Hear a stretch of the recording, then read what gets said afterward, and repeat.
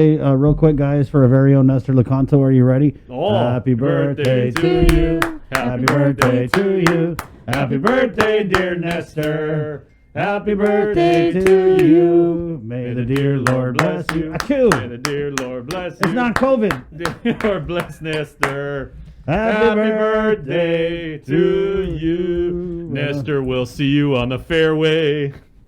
Or at the press conference. An avid golfer. At 7:51, Dave Dell'Isola, And a Labor friend of Director. Dave. Yeah, that's right. Dave, good morning. Thanks for joining us. Always a pleasure. Always a pleasure.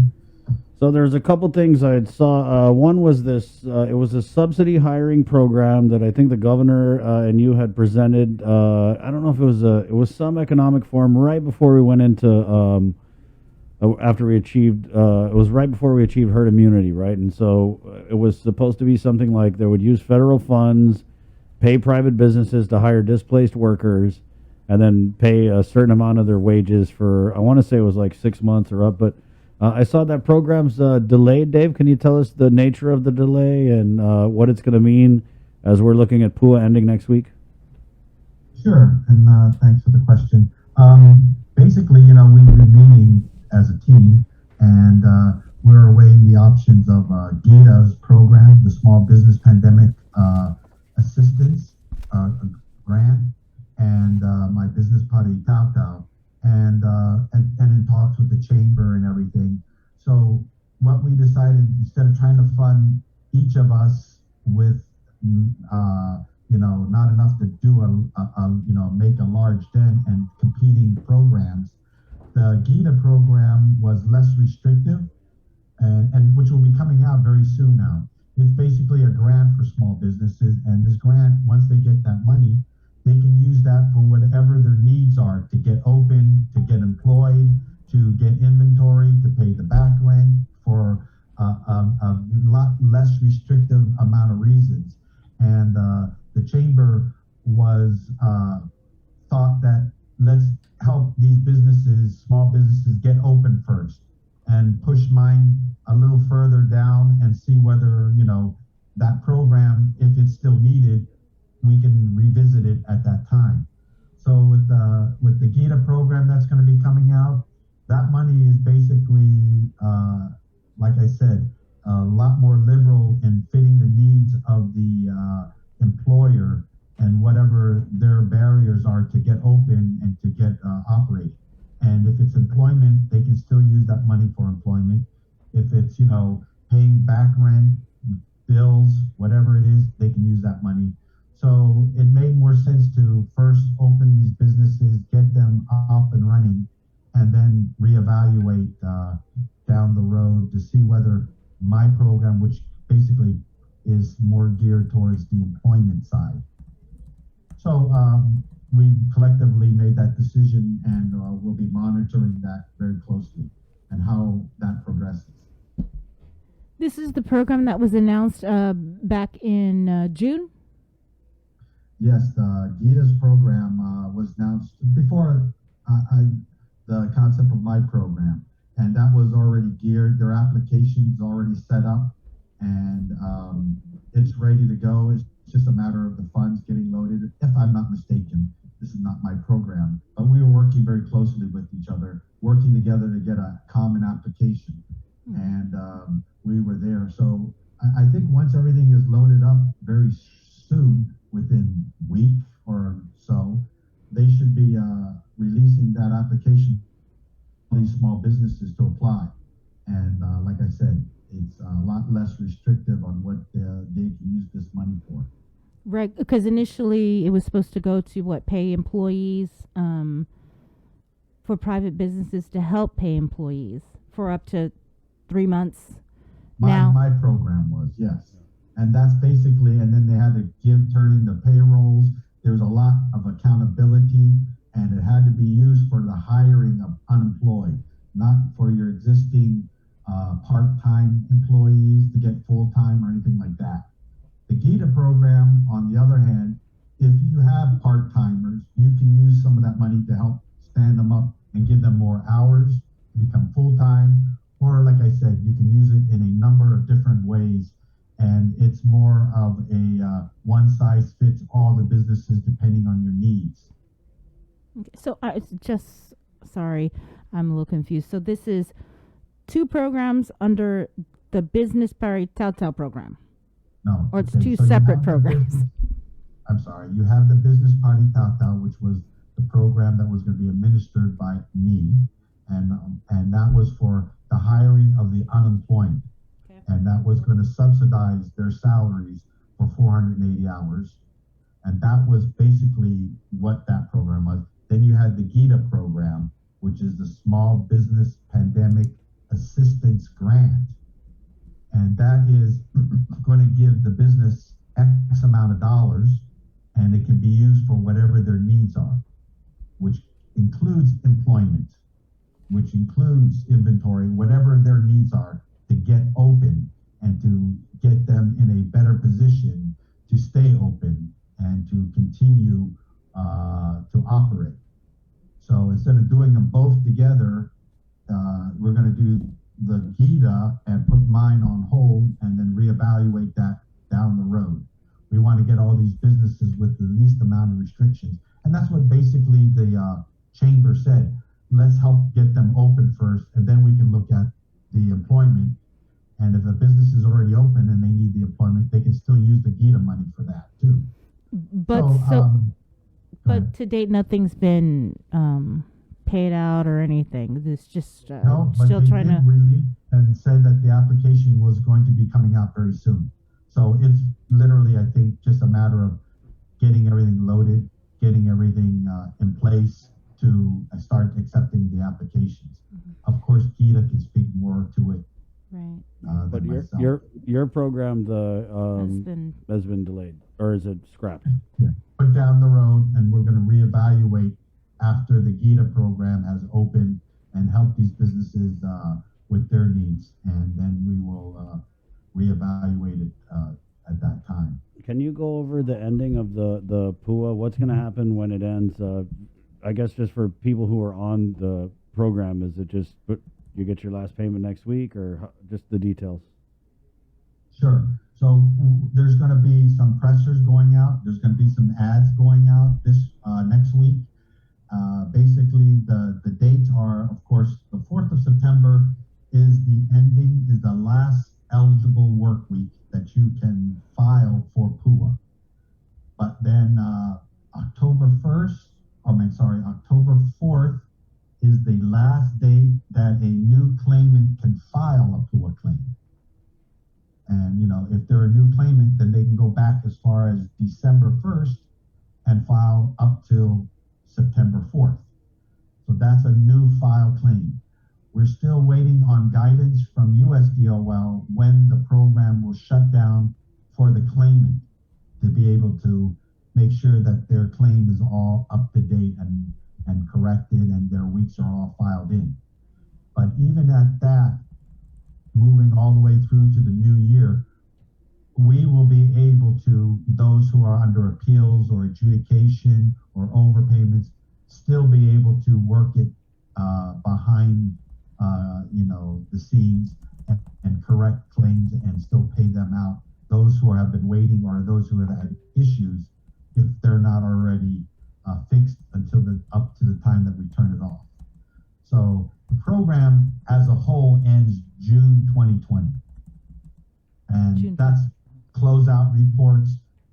Everything has to be completed. All the I's dotted, T's crossed. All the reports turned into the feds.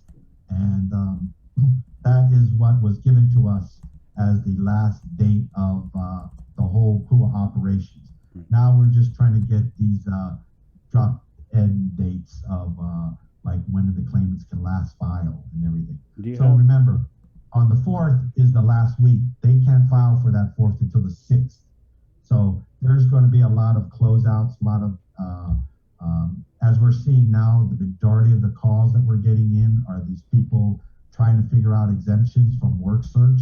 They're trying to figure out how can we get out of it? How can we not do it? And unfortunately, there's very little controls given to us to allow them to be exempted from work search. one example would be you have COVID and you can't go out and do work search. Yeah. Now, that is a legitimate reason. But other than that, and there's very few moving forward, if you're checking that you're able and available to work, then you need to go out there and do the job search for the last couple, and you got to do 3 of them a week. And we're just following the guidances that are given to us. All right. Dave, can you hold just for a sec? We're going to jump over to KUAM TV because we did have a couple other questions for you guys right here on the Breeze side where KUAM FM we got in Guam. But KUAM TV, here we come.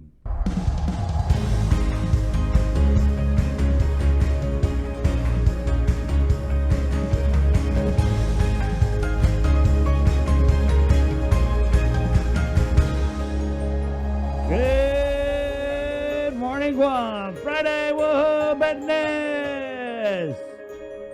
Good morning. Good morning, KUAM TV. Morning, Sabrina. Good morning. Good morning, Jason. Good morning, everybody. So we're joined in the KUAM News Zoom room. This is the link, by the way. It's Pacific Points, Cabo Enterprises, IT&E, Jack in the Box. Wrapping up our interview with the Labor Director, Dave Dell'Isola. Dave, I know the payouts week by week have been decreasing over the last couple months. What kind of decrease did we see from, like, let's say, last week to this week? Well, this coming Tuesday is another batch date.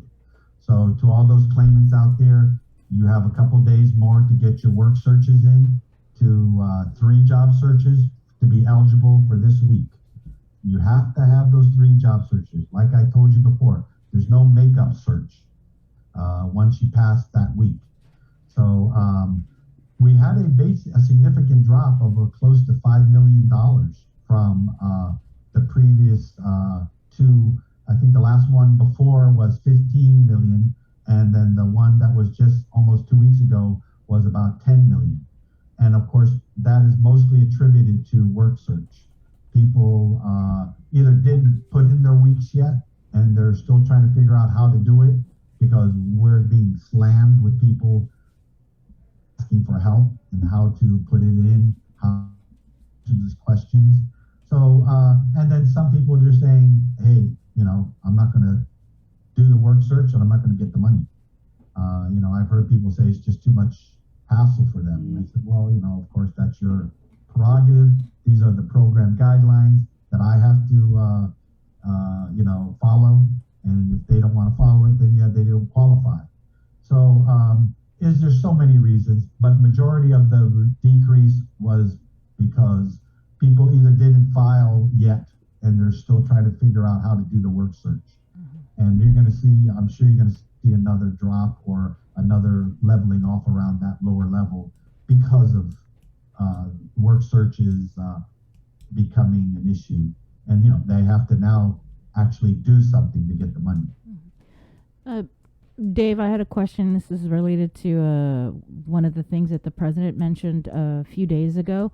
And it's also actually one of the questions that's submitted here by one of our online viewers. And it's in regards to the president saying, you can use some ARP money to continue unemployment payments when the PUA program expires.